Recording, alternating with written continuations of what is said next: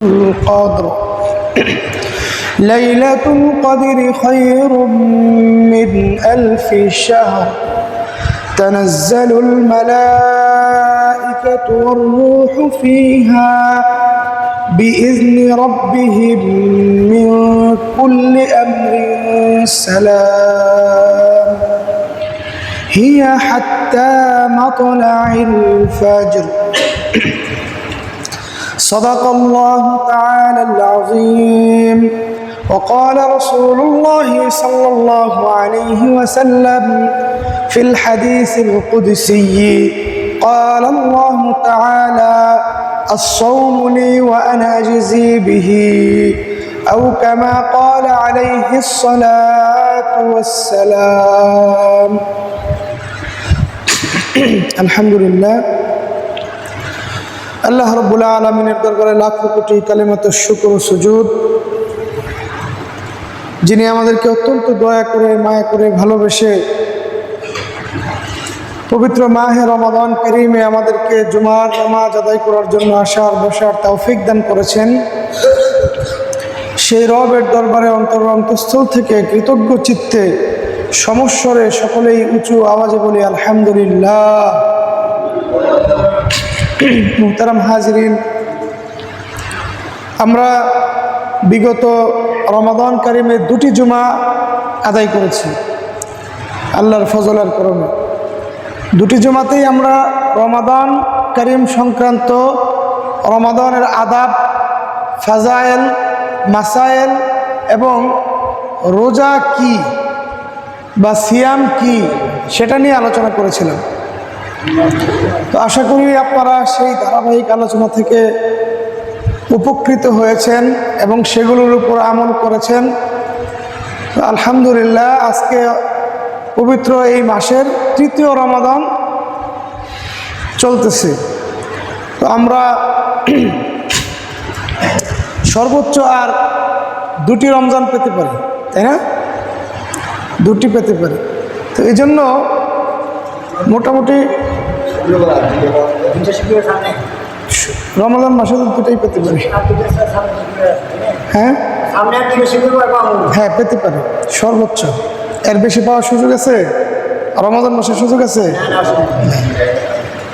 তো এই জন্য আমরা ইনশাআল্লাহ সেই ধারাবাহিকতা রক্ষা করে আমরা রমাদান কারীম নিয়ে আলোচনা করব। আমরা জানি যে আল্লাহ রাব্বুল আলামিন সকল মাসের উপরে এই রমাদান মাসকে শ্রেষ্ঠত্ব দান করছেন। এটা আমরা প্রায় সকলেই জানি না, কিন্তু শ্রেষ্ঠত্বের পেছনের রহস্য বা কারণ কি সেটা অনেকেই জানি না। আল্লাহ রাব্বুল আলামিন রমাদান কারীমকে না, শুধু এই রমাদান কারীমের মধ্যে যেই রাত্রি আছে লাইলাতুল কদর, মহিমান্বিত পবিত্র সম্মানিত রাত্রি, সেই রাত্রিটাও কেন সম্মানিত, সেই রাত্রিটাও কেন এত ফজিলত আর বারাকাতে পরিপূর্ণ, সেটাও বুঝে আসবে যদি আমরা বুঝতে পারি রমাদান কেন দামি, রমজান মাস কেন দামি। অনুরূপভাবে আরও অনেক কিছুর শ্রেষ্ঠত্ব যেগুলো শিআর ইসলাম, ইসলামের চিহ্ন, সিম্বল অফ ইসলাম, ইসলামের চিহ্ন যেই যেই বিষয়গুলো আছে। যেমন আমরা ইসলামের চিহ্ন বলতে আমরা কাবাকে চিনি, মসজিদে নববীকে চিনি, মসজিদুল হারামকে চিনি, মসজিদুল আকসাকে চিনি, চিনি না? রমাদানকে চিনি, কোরআনে কারীমকে চিনি, লাইলাতুল কদরকে চিনি। এগুলো শুনলেই বা এগুলো দ্বারা আমরা ইসলামকে বুঝতে পারি। এই জন্য এগুলোকে শিআর ইসলাম বা সিম্বল অফ ইসলাম বলা হয়, ইসলামের চিহ্ন। মূল বিষয়টা হলো ইসলাম পালন করার আগে যদি কেউ বুঝে পালন করে, রোজা পালন করার আগে রোজাকে যদি কেউ বুঝে পালন করে, তাহলে সেটা ফায়দা এবং ফজিলত বেশি আদায় করা সম্ভব। অনুরূপভাবে রমাদান কারীমের অনেক ফজিলত আছে। আমি গত জুমায় বলছিলাম যে রোজা রাখার জন্য বান্দাকে আল্লাহ রাব্বুল আলামিন স্পেসিফিক বিশেষ কোনো ফজিলত বা বিশেষ কোনো পুরস্কারের আশ্বাস দেন না। কারণ কি? কারণ হলো সবচাইতে বড় পুরস্কার যে আল্লাহ রাব্বুল আলামিন তিনি নিজে এই রমজানের জন্য পুরস্কার হিসেবে বান্দার জন্য হয়ে যাবেন। এর চাইতে বড় পুরস্কার পাওয়ার পরে এত বড় পুরস্কার পাওয়ার পরে এর চাইতে বড় কোনো পুরস্কার না থাকার কারণে আর কোনো পুরস্কারের আশা করা উচিত না, দরকার নেই। তন্মধ্যে আপনারা অনেক আলোচনা শুনছেন যে রমজানে কি একটা আমলের বদলা 70 গুণ করে দেওয়া হয়। এটা হাদিসের মধ্যে আছে, যেহেতু ফাজাইলের হাদিস দুর্বল সনদ হলেও সেটার উপর আমল করতে কোনো সমস্যা নাই। এখন আসেন যে এই যে যত ফজিলতের কথাগুলো আমরা শুনেছি বা আলোচনা করেছি, সেই সবগুলো আলোচনা কিন্তু রোজা সংক্রান্ত না, রমজান মাস সংক্রান্ত। কি সংক্রান্ত? রমজান মাস সংক্রান্ত। মানে এই মাসে করলে এই সওয়াব, তাই না? সেটা রোজার জন্য হলো নাকি রমজান মাসের জন্য হলো? মাসের জন্য, রোজার জন্য হলো। আরও যত ফজিলত আছে, লাইলাতুল কদরের ফজিলত, এটা তো রমজানের ফজিলত না, এটা রমজান মাসের একটা রাত্রির ফজিলত, রমজান মাসের একটা রাত্রির ফজিলত।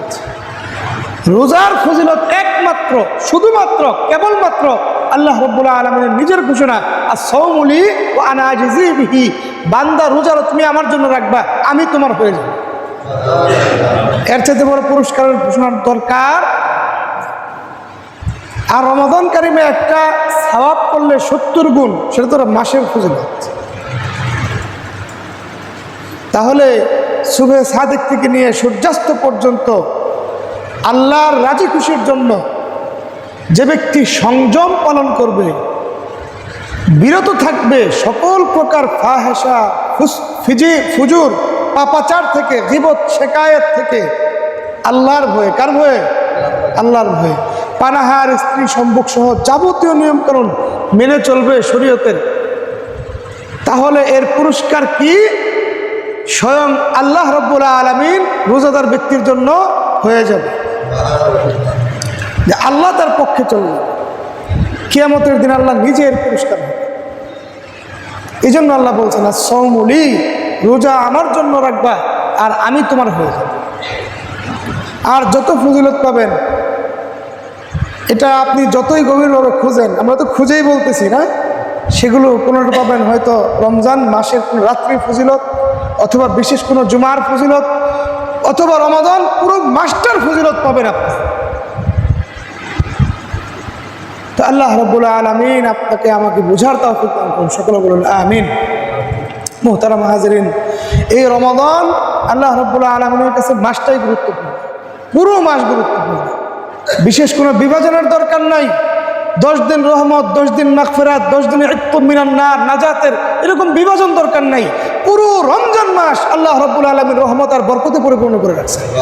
পুরো রমজান মাসকে আল্লাহ রাব্বুল আলামিন নাজাত হিসাবে ঘোষণা করে রাখছেন।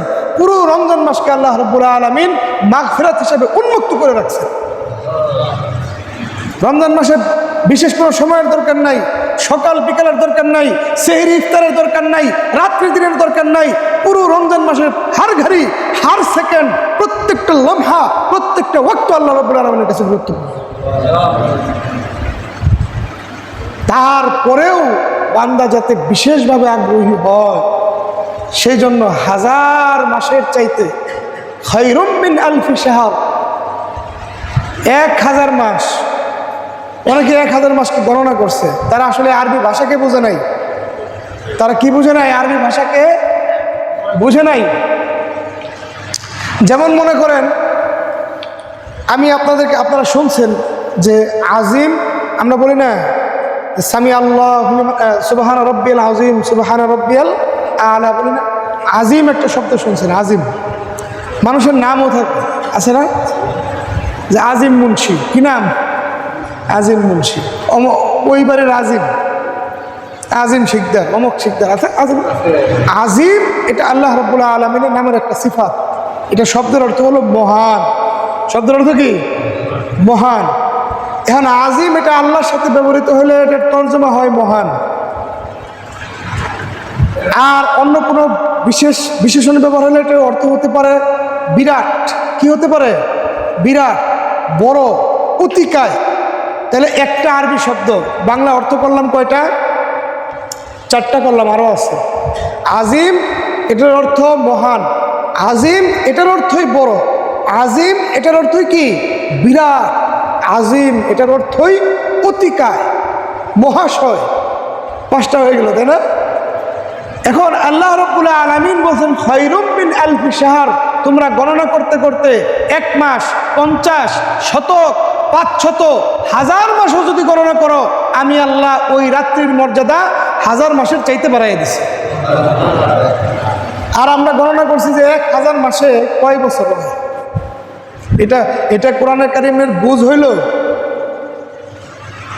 এখন আপনাকে এই যে যেটা উদাহরণ দিছিলাম যে আজিম, আজিম শব্দের অর্থ মহান, ঠিক আছে। আজিম শব্দের অর্থ বাংলাতে বড়, ঠিক আছে। আজিম শব্দের অর্থ বাংলাতে বিরাট, ঠিক আছে। আজিম শব্দের অর্থ বাংলাতে অতিকায়, মহাশয়, ঠিক আছে, ঠিক আছে। এখন আপনার পুকুরে বিরাট একটা মাছ ধরা পড়লো, বড় একটা মাছ ধরা পড়ছে। আরবিতে যদি বলি সামাকুন আজিম, আর আপনি যদি তর্জমা করেন মহান মাছ, হইল? মহান মাছ হইল তর্জমা? এরকম এরকম কি আছে? অনুবাদক আছে, বাজারে পাওয়া যায় কোরআন শরীফ। তাদের অনুবাদ পড়লে, যেগুলো বাজারি অনুবাদক, কি অনুবাদক? বাজারি অনুবাদক আছে, বাজারি বক্তা আছে, বাজারি হুজুর আছে, আছে না? এদের অনুবাদ করলে কোরআন কারীমের এইভাবেই বুঝতে হবে আপনাকে। আর যদি আপনি স্কলার্সের অনুবাদ করেন, যারা প্রকৃতপক্ষে কোরআন এবং হাদিসের ধারক বাহক, তাদের অনুবাদ করলে কোরআন কারীমটা অন্যভাবে বুঝবেন। আর তাদের সাথে তাদেরকে মিলানো কোনো বুদ্ধিমানের কাজ না। তো আপনি তো বলবেন না আমার পুকুরে একটা মহান মাছ ধরা পড়ছে, আপনি বলতে পারেন বিরাট মাছ ধরা পড়ছে, বড় মাছ ধরা পড়ছে। মহান বলেন, মাছ মহান হয়। মূল বিষয়টা হলো খায়রুম মিন আলফি শাহর, অর্থ হলো তোমরা এই মাসকে, এই মাসের মধ্যে একটা রাত্রি আমি আল্লাহ দিছি, সেই রাত্রিকে যদি গণনা করো, সেটা মাসে গণনা করো, সেটা বছরে গণনা করো, যুগ যুগান্তর আর শতাব্দীতে গণনা করো, তোমরা সেই মাসের, সেই রাত্রির শ্রেষ্ঠত্ব আর মর্যাদা তোমরা গণনা করে শেষ করতে পারবে না। এটা হলো তর্জমা। সুবহানাল্লাহ। আল্লাহ বলছেন ঠিক আছে খায়রুম মিন আলফি শাহর। যখন কোরআনে কারীম নাজিল হয়েছে, তখন যদি, এখন তো আরবিতে মিলিয়ন আছে, মিলিয়ন আছে না, আমরা যেটা ইংরেজিতে মিলিয়ন বলি, বাংলাতে 10 লক্ষ বলি, সেটাকে আরবিতে কি বলে? মিলিয়ন বলে। সেই মিলিয়ন তখন ছিল না। তখন কোরআন নাজিল হয়েছে সাহাবায়ে কেরামের উপরে। সাহাবায়ে কেরাম তো আল্লাহর মুখাতাব নাকি? আল্লাহ রসুল তো আল্লাহর মুখাতাব। জিবরাইল তো আল্লাহর কাছে, আল্লাহ রসুলের কাছে কোরআন কারীম নিয়ে আসছে। তো আল্লাহ রসুল সাল্লাল্লাহু আলাইহি ওয়াসাল্লামের জামানায় সর্ববৃহৎ গণনার সংখ্যা ছিল 1000 আলফ। কত ছিল? 1000 বা আলফুন। সেই আলফ দিয়ে আল্লাহ তাআলা বলছেন। এর মানে এটা না যে 1000 বছরে এখন কয় মাস হয়, কয় মাসে কয় বছর হয়, ওইটাকে গণনা করে, এটাকে কি করে ভাগ দিয়ে গুণ দিয়ে বের করে কয় বছরের ইবাদত, এটা কোনো হাদিসের ব্যাখ্যাও না, কোরআন কারীমের ব্যাখ্যাও না, এটা বাজারি অনুবাদকের ব্যাখ্যা। এই জন্য বাজারি অনুবাদকের ব্যাখ্যা বুঝে কোরআন কারীম বোঝা সম্ভব না। বাজারি হুজুরের বক্তব্য শুনে কোরআন কারীম, হাদিস, কোরআন, মাহফিল কোনো কিছুই মহিমান্বিত করা সম্ভব না। সমাজও সুন্দর করা সম্ভব না, অন্তরাত্মাও সুন্দর করা সম্ভব না। কারণ উলামায়ে কেরাম, প্রকৃতপক্ষে কোরআন এবং হাদিসের ধারক বাহক উলামায়ে কেরামই একমাত্র আপনার রূহ, কলব, আত্মার চিকিৎসক, অন্য কেউ না। আমরা যাদেরকে ডাক্তার হিসেবে চিনি, এটা আপনার তারা শরীরের রোগ সারায় নাকি, শারীরিক বাহ্যিক রোগ তারা সারায়। কিন্তু উলামায়ে কেরাম, কোরআন এবং হাদিস যাদের কাছে আছে, এবং সেগুলো হামেল যারা করছেন, হাফেজ যারা হয়েছেন, তারাই একমাত্র কী করতে পারবে? অন্তরাত্মার চিকিৎসা করতে পারবে। এই কুওয়াত, এই ক্ষমতা একমাত্র আল্লাহ রাব্বুল আলামিন নবীদেরকে দিয়েছিলেন। সেই নবীদের মিরাসাত হিসাবে, ওয়ারিস হিসাবে উলামায়ে কেরাম পাইছে। এই জন্য আপনাকে আমাকে এটা যাচাই বাছাই করতে শিখতে হবে। আমি গত জুমায় বলছিলাম যে আপনার সামান্য একটা ফোড়া হলে, হাতের কোনো অংশে একটু তীব্র ব্যথা বা একটু জটিল ক্রনিক কোনো ব্যথা হলে আপনি যেভাবে খুঁজে খুঁজে বের করেন যে MBBS করা আছে কিনা, মেডিসিনে FCPS করা আছে কিনা, এইখানে রোগের ব্যথা হতে পারে, তাহলে নিউরোলজিস্টের কাছে যাব কিনা, হাড়ের ব্যথা হলে অর্থোপেডিক্সের কাছে যাব কিনা, খুঁজে বের করেন না? কোরআন এবং হাদিসের ক্ষেত্রে কেন অসহায়ত্ব? কেন যাচাই বাছাই নাই? কেন মন, মগজ, মেধা, মস্তিষ্কের ব্যবহার নাই? কেন নাই? এই জন্যই তো এই অবস্থা। সব বুঝেন, মাছ থেকে আলাদা করে বেছে বেছে মাছের তেল, হ্যাঁ, তারপরে মাংস, গোশতের অংশ, মাছের যে মজাদার অংশগুলো কাটা থেকে বেছে বেছে খাইতে পারেন, কাটা আলাদা করে ফেলে দিতে পারেন। যখন আসে যে ভালো মানুষ, ভালো হুজুর, উলামায়ে কেরাম আর সাধারণ কি লেবাসধারীর পার্থক্য করার জন্য, তখন কেন বুঝেন না? আপনার জ্ঞান সেখানে যে শেষ হয়ে যায়। শেষ হওয়া যাবে। এই জন্য প্রকৃতপক্ষে আজকে বলতেছিলাম যে রমজান কেন শ্রেষ্ঠত্ব, রমজানের শ্রেষ্ঠত্বটা আসার কারণ কি, রহস্য কি? সেটার পেছনের মূল রহস্য হলো আল্লাহ রাব্বুল আলামিনের কিতাব, কালামে হাকিম, কুরআনুল কারীম। কুরআনুল কারীম।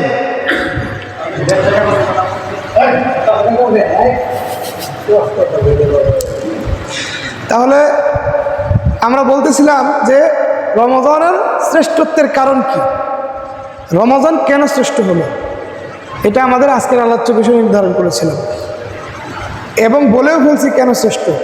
সেটা হলো একমাত্র এর কারণ হলো, পেছনের মূল রহস্য হলো আমাদের যে কিতাব আছে কোরআনে কারীম, আল্লাহ রাব্বুল আলামিন আমাদের জন্য নাজিল করছেন।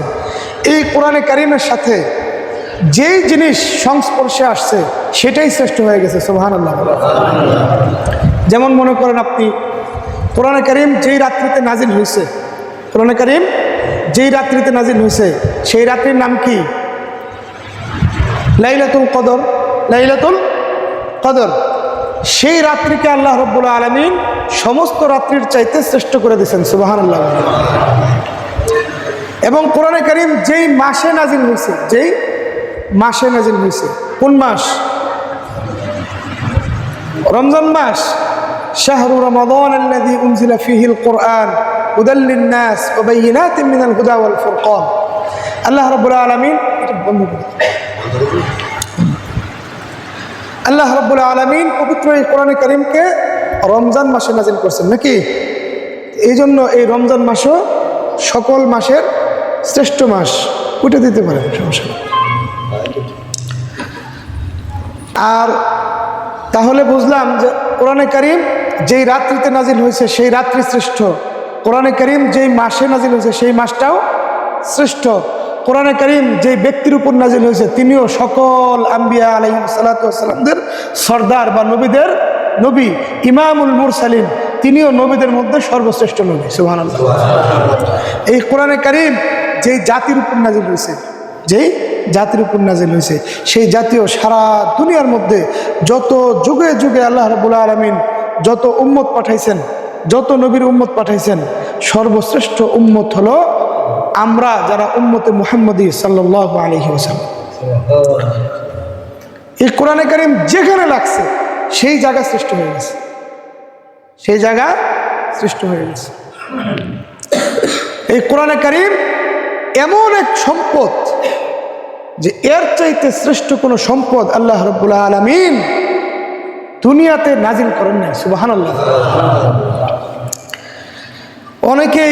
অনেকের মর্যাদা, যেমন আল্লাহ রাসূল সাল্লাল্লাহু আলাইহি ওয়াসাল্লামের মর্যাদা বর্ণনা করতে গিয়ে বলে যে আল্লাহ নবী শ্রেষ্ঠ, কিন্তু আল্লাহ নবীর শ্রেষ্ঠত্বের প্রধান কারণ হলো আল কোরআনে কারীম।